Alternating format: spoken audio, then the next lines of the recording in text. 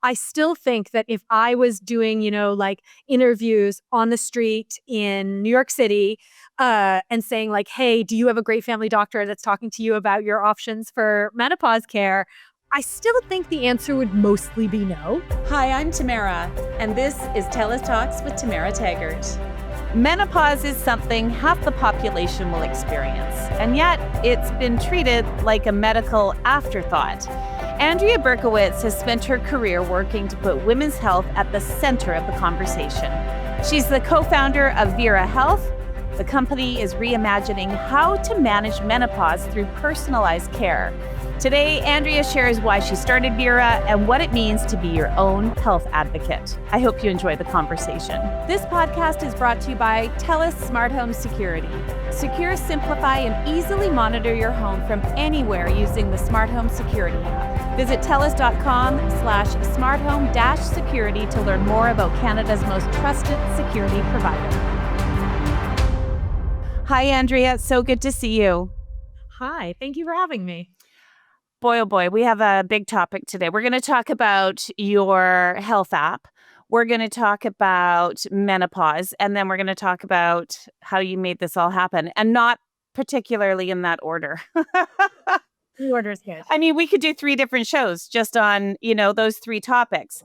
But let's start with you. Yeah, so I started Vira in 2020. So I did have a life before that. I kind of started my career in consulting. I was with McKinsey for a little over 10 years, and I got to do a ton of healthcare work through that, which was great. You get to see lots of different companies, see what their challenges are, and kind of try on different career hats. And over the years, I really realized I wanted to work in women's health all the time. And that was not really a career option at McKinsey, not because they're bad people, but just there weren't enough clients focused on women's health in, 2018, 2019. And when I looked around and I thought like, what can I do? All of the jobs in women's health, they were in charity. I went to the Gates Foundation and I had an awesome year there, and I got to write, like give money away to important organizations doing really cool work in women's health. But like a job in women's health, like making the goods and services that matter to women to improve their healthcare, like that job did not exist. So fast forward, I met Rebecca. She's my co-founder. And like, if you want to do something right, do it yourself. And so we started Vira. Yeah. And now 5 years later, we take care of women dealing with symptoms of perimenopause and menopause in the US, the UK, and adding more countries. So yeah, that's me, and that's a bit about us. I have to say, when I first started reading about you, I thought, oh, she must be a doctor. Isn't that funny? And it's like, You're not alone.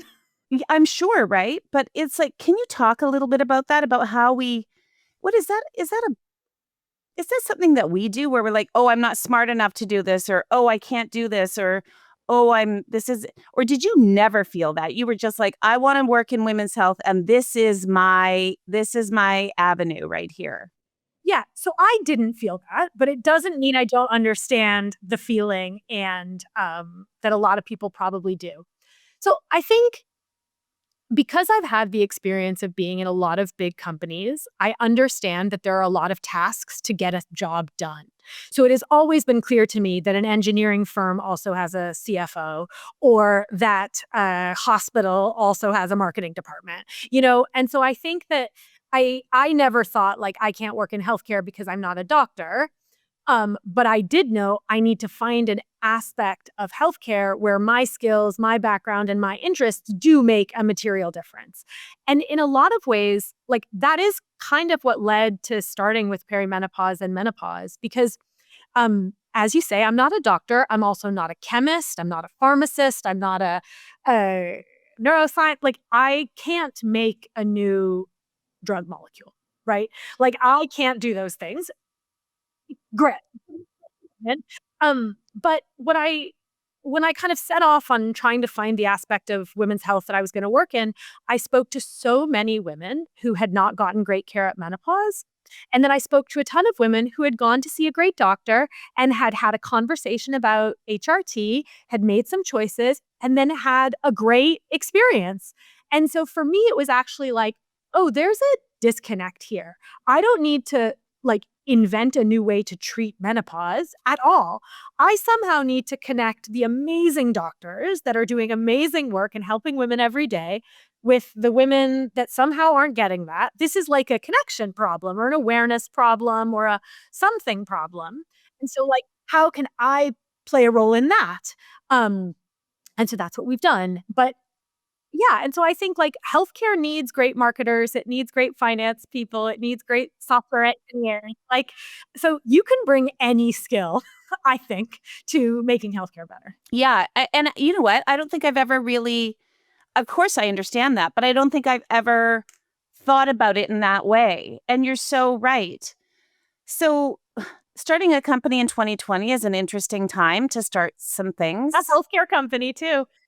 Yeah, as you can imagine, I often say, like, "Yeah, I started this healthcare company in 2020." You might be familiar with another, healthcare topic that was perhaps bigger. But I think in the grand look, COVID was a really tough time, without a doubt, like, um, and I don't wanna underplay that, but I think in the grand retelling of, like, Andrea's life as an entrepreneur or Vira's life as a company, like, there were a lot of things that came together to kind of make it possible. So, the world did really change, or the countries that we operate in really changed in their view of telehealth and mobile health and, uh, kind of the idea that healthcare was accessed differently by different people, that, illness, kind of manifested differently in different people, and so I think that kind of set of I don't know, that, like, sea change around how we think about accessing healthcare was probably really helpful for us because ultimately we became a virtual clinic for menopause, so women access a clinician online, they use an app to kind of complement that. I don't know that we would have done that 5 years ago with quite the same, like, gusto. So that I think was big. And then the other thing, totally just more tactical, like, we had to raise money from venture capital, and I was just sitting in my house on Zoom like this, talking to fund after fund after fund, and it was a really efficient way to meet a lot of investors, and if I think about, like, had we done it 6 months earlier, I would have been on planes, I would have been going from coffee shop and meeting room and all of this, and, like, the transaction costs would have been higher, and so, like, when I look back on it, it was a good people were focused on healthcare, there was kind of an efficient way to talk to a lot of people, and also I was stuck at home, so kind of the planning, the strategizing, the thinking, "What am I gonna do?" Like, there wasn't a lot of opportunity cost to this. It makes so much sense to me, right? Like that, because we also know now that so many people don't have access to a family doctor. So I can't imagine feeling the way I've felt, going through menopause, and being isolated and no one to talk to, no doctor to get to, no, like, just not, and thinking this is normal. Totally, and I think a lot of women, like, still are in that position, but obviously it's getting way better, and I think you're t we are talking about menopause way more. Like, sometimes I think well, I have 2 feelings on this. Sometimes I'm like, "Is the only thing people talk about menopause?" Like, I scroll on Instagram and it's only perimenopause content. I like everything I read, and people send me a New York Times article, an article from the New Scientist, like, and I'm just like, "Yeah, the world only talks about perimenopause and menopause. How great." Every celebrity is launching a perimenopause estrogen creams. And then I'll be at dinner with some, like, friend of a friend or something in, like, pleasant company, and then someone will say, like, "What do you do?" And I say, "Oh, I run a menopause clinic." And they'll kinda go, "What? Really?" And I think, "Oh, yeah, I'm in a bit of an echo chamber, age-driven, gender-driven, professionally driven." And so, like, it's so awesome that we're hearing more about it and that all these celebrities are talking about it, but, like, I still think that if I was doing, like, interviews on the street in New York City, and saying, like, "Hey, do you have a great family doctor that's talking to you about your options for menopause care?" I still think the answer would mostly be no. And I think that that's driven by, like, uh, so many factors that kind of both have to do with access to any sort of healthcare, have to do with how much time a woman has in a given day and what she prioritizes versus willing to deal with. And all of that sort of stuff. But it is without a doubt getting better. And I but the timing was really right for us. And I think that with starting a company, that makes such a big difference, right? Like you can prepare for things and you can like have a really good idea, but if that doesn't intersect with a good, lucky timing moment, like best laid plans. And so we were lucky about that. So I consider myself grateful to the Michelle Obamas of the world who talked about HRT on podcasts in 2019 and 2020, to Drew Barrymore, to all these like women who decided they were going to say like, this is what I was dealing with. This is how it made me feel. And this is the solution that I like sought out. And these were the things that scared me about that. Like, I was nervous about the risks or I was nervous about, the side effects. Well, and we have so many great documentaries now too, right? And I think that is, what the thing that I've learned from talking to others about menopause is that there's been so much misinformation throughout the years. And we've suffered for it. And so, the testing that was done or whatever, the research that was done about, HRT will cause this and that, and you can't do this, and it's scary, and it's this, that's had long lasting effects. And it's just not true, right? The science has changed. There's more people working on it. So I think that access to information is so important. I really do think that one of the biggest challenges, even if you do have a family doctor, and I can only speak, for where I live, when you make an appointment with your doctor, you're given 10 minutes. Completely. It's the same here in the UK, right? 7 minutes. That's kind of hard to do when you're talking about because menopause might not be the only reason you've gone in. You might have this thing on my finger and I have this and I also need a mammogram. And oh, by the way, I think that I'm in perimenopause. Onset dementia. I'm not sure. Yeah, right. And so I think that is that's a big challenge for a lot of us, I think. Absolutely. And I think I think the context of the family doctor, and again, like there are so many great ones and people have an awesome experience with their GP, their family doctor. But in 10 minutes, it requires you to know so much about your kind of situation. And I think let's say you're a woman who's gained some weight and is having hot flashes. Okay, cool. So maybe you bring those up to your doctor. But maybe you don't know that the joint pain or other, or pelvic floor issues, or, maybe you haven't knitted together all of these different symptoms. And so you kind of don't get the whole picture, or you don't get kind of have a full discussion on treatment options for the whole picture to make sure that you're getting the best care. And so, and I, perimenopause and menopause are linked to kind of taboo topics, right? We've interviewed a load of women in the UK that kind of say, I go see a junior doctor who is my son's age. I am not going to talk about sexual health and pelvic floor incontinence. No, thank you. You're not going to lead with vaginal dryness. Yeah, I want you to say it first. Exactly, right? And so then you kind of, that's your only symptom. And it could be having a real effect on your quality of life, on your relationship, on how you feel about yourself. That is a big deal. But you maybe don't bring it up. And so then you don't get on, let's say, vaginal estrogen, or you don't get told about using a lube or whatever is a very simple intervention. You just kind of let it go. You prioritize something else. And I just think that is a problem and it's happening too much. And so by shifting, so I think we did two things with our product that I hope fix that.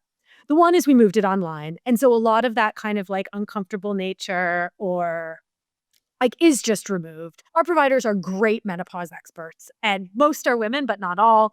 And so that kind of just putting it online with people that know about this is great. And then I think the other thing we do is we have this patient intake form, harmless, everyone fills that form out, but it takes you through this kind of self-discovery of all the different symptoms of perimenopause and menopause. So actually in the lead up, you can really put your thoughts together and say, what is the full picture of my symptomatic experience that I want to talk to about with this provider? And then that provider has that before the meeting. And so you have this like really like, personalized, individualized conversation about your symptoms and your treatment needs, which I think is what's missing for a lot of women. Because even with the best intentions, when you talk to your girlfriends about menopause solutions, like if you're dealing with weight gain and she's dealing with sleepless nights, like Totally. what's the chat? Exactly. It's so interesting, and it makes so much sense. So, okay, so it's 2020, you have this great idea, you've got a partner. Now I want to know about how you did this. Money. Because it takes money to do this. So, you've got a great idea, the timing's right. You don't know the timing's right yet. That's an important point. The timing did not feel right. Yeah, the timing feels bad. Because it's 2020.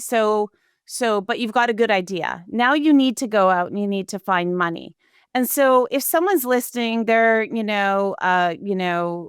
want to be an entrepreneur one day, or they are an entrepreneur, or they also have a good idea and they just are kind of lost about where to go with this idea.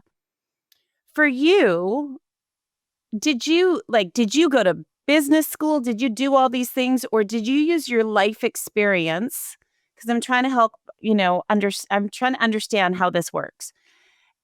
Did you use your own? Did you just ask questions, and did you just like start cold calling people?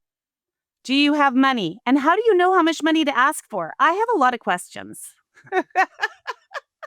So I didn't go to business school, but I did work at McKinsey for 10 years. And so I did have a sense that like there are investors out there and they invest in worse ideas than mine.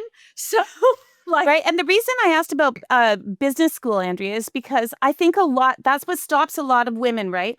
I'm not good enough. I'm not smart enough. I didn't go to university. I didn't do this. I can't do it. Nobody's going to listen to. That's what we do.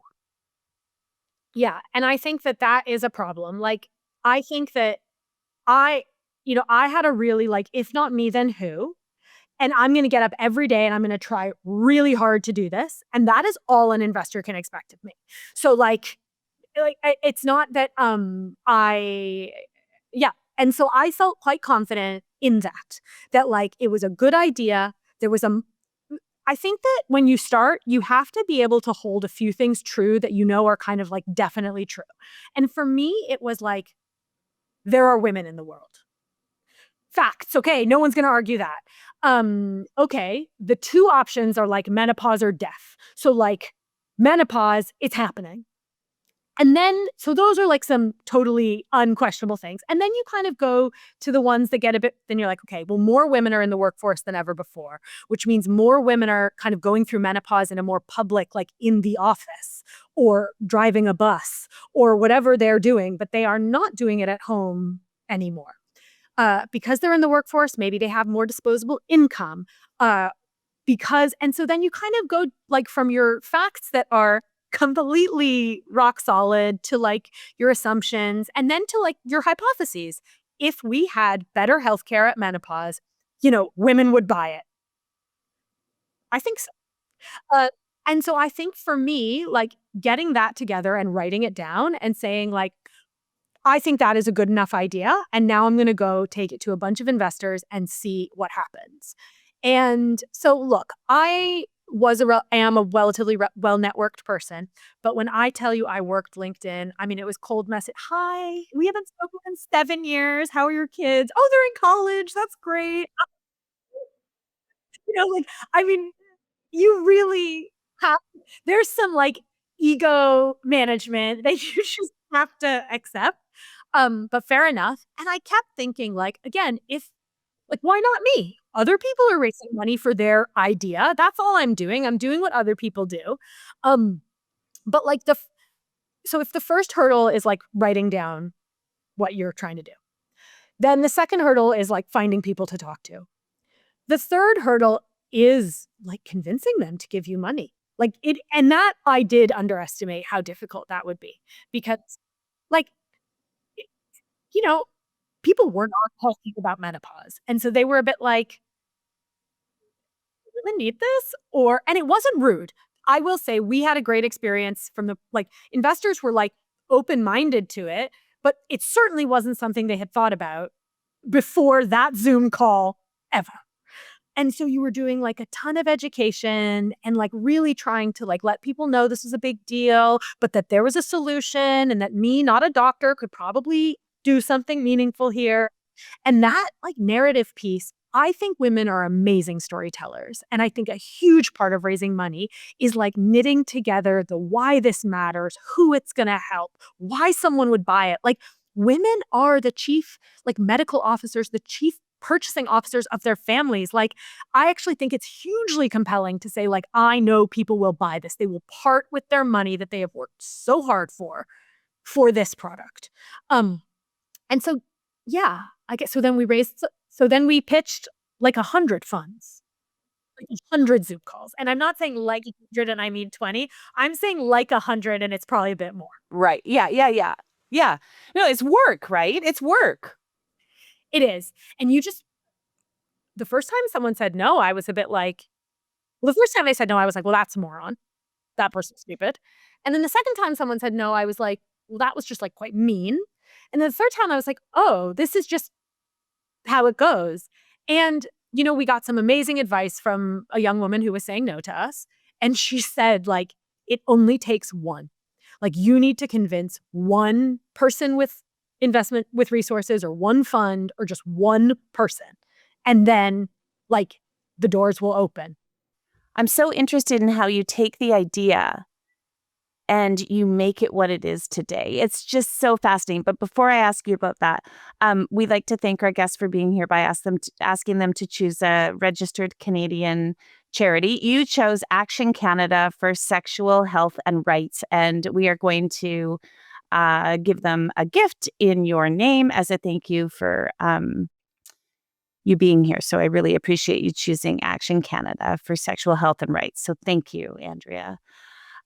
Um, you know, we talk a lot about being your own advocate, right? And I know how important that is from personal experience, from family experience, friends that have gone through some serious health challenges. We really do need to be our own health advocate, but not everybody can do that. It's really hard. And so it's much easier to be someone else's advocate than to be your own, right? And we know that. But we do need that. I do apps like yours, do companies like yours who are kind of you are putting someone's health in their own hands, right? The information is accessible, and is that a good start for us to be advocates? I think so. I think for a couple of reasons. First is the awareness piece, right? So we put out a ton of articles that are informed by what women are searching for online, and they're all, written or reviewed by a clinician. So I think first off, if you think of just like you can only advocate for like what you know. And so we help women with a load of almost just vocabulary, like to say, like, no, this is what I'm experiencing. We also have articles, like the 10 red flag symptoms you need to see your doctor about. And so I think we're also helping to elevate, what's really serious versus what's maybe not. I think we help women. I make this joke that every question a woman asks us is fundamentally, am I alone or am I crazy? And our job is to say absolutely not and absolutely not. So I think that we help women kind of just realize and see that these things might be happening to someone else or they're not. So they really need to talk to their doctor. Like we just help put things in perspective, give vocabulary, and so that's one piece that is important.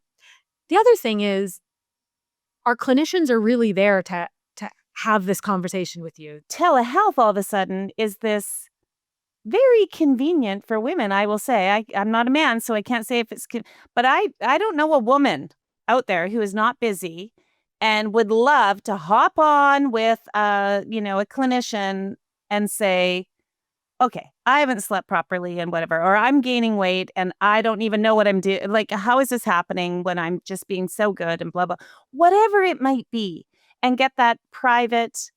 Like, I'm just trying to understand telehealth from your perspective, like what you think that brings us, telehealth. Menopause for some women can be debilitating. To sleepless nights is horrific, right? Incontinence such that you don't feel comfortable leaving the house affects your ability to live your life. Like whatever, it is more serious than I think we all want to say. And so for me, like our price point for a visit in the UK is £45. And I just think where we're trying to be is like for the woman who maybe doesn't have like private medical insurance, she's not seeing a private doctor for everything. Like if there is an opportunity to spend on something, that this is something that she's going to struggle to get.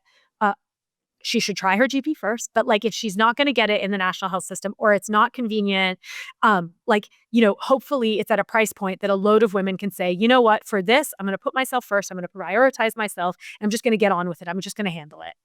Um, I want the National Health Service to have great menopause care, which they do for a load of women. But like, I think there just is this group of women that can afford us, even though they wouldn't do it for a load of other things.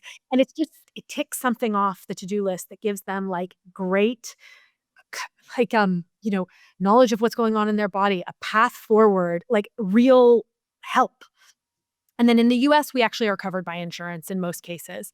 And so there, similarly, like, women who, are able to see our clinicians, pay their copay or their coinsurance. And I think that that kind of intersection of low cost or affordable or insurance covered private healthcare is what we do. Yeah, it's so interesting because the other thing is, and we haven't really talked about this, and we're running out of time, but even if you do have a family doctor who's great, I found this out when I was on a panel for menopause and, menopause health for women. It was a packed theater. There were 1,000 people in there. It was packed because people are desperate for information. And at medical school here, you get like in all your medical school training, you get like a 45-minute lecture on menopause. Yeah, it's both disappointing and also, there are a lot of things that doctors don't focus on. And so I think that good clinicians are paying attention to what's happening in this practice and they care about women. And so they believe women when they tell them they're miserable and they get better. And so I think you've touched a bit of a nerve. I think the clinicians that blame that 45 minutes for the reason that they aren't great was Well, I find that interesting that I hit a nerve because, and the reason I say it, so my family doctor is the same age as me and a woman. And so we're going through this together and it's been great, right? For me, but not everybody has that. And so that's where I think access to an app like yours or a company like yours, or access to a good book or whatever it might be, friends who have gone through, sometimes that's what we need, right? Because our doctor gets 10 minutes with you and they've got, 400 patients and they're doing the best they can, right? And now it's like, I come in because I've got whatever and they're like, oh my gosh, I don't know. I don't know about what the latest is on that. So I think that I was trying to make that connect, but I do agree with you on that. Like, it's like, because your family doctor also only had that 45 minutes, but she's been paying attention and she is like, using her great powers of problem solving that she learned in medical school to like approach her patient, believe what she says, get to the answer. And so I think that like, what I will say is, in the last we've seen it in the UK for sure, and definitely in the US, like doctors are so much more interested and engaged in this than before, which is really good. Still distance to cover and information to give. But I think that the role we play is in, validating women's feelings, preparing them to be advocates for their own health, providing them with the information that allows them to make the decisions, and then ultimately getting them in front of a clinician that can help. I love it. I love it. Okay. So as we wrap up, I always like to, ask the bright side. What's the bright side of things here? I feel like I know what your bright sides are. Because it's been a great conversation about this. So what are you looking forward to? What's the bright side for you in all of this? Yeah, like the mainstreaming of perimenopause and menopause is awesome. And no big reveal. I think it was obvious I was going to say something like that. But like, it is really amazing. Like, I find that we are talking about it more. Like, it is managers. When I go into an employer and talk to managers, they want to know how they can be better managers for this question. Like, if a woman's going through menopause, kind of what can I do? Companies are asking what should they do? And so I have to feel optimistic about that because women are going to keep going through perimenopause and menopause, fact. And so the idea that like we have a more receptive kind of community around that, society around that, like it is really exciting. I think so too. I really do. I love talking to you. I really, really loved talking to you. We can find out more information about Vira Health on the website, which is Vira.health. All the information's there. Andrea, it was so fun talking to you. I really, really enjoyed it. Thank you. Thank you. That was great. Thanks for listening to another episode of TELUS Talks with Tamara Taggart. Be sure to subscribe so you can join us every Tuesday for another conversation. You can also check out our website, telus.com/podcast, and subscribe to our YouTube channel at TELUS Talks.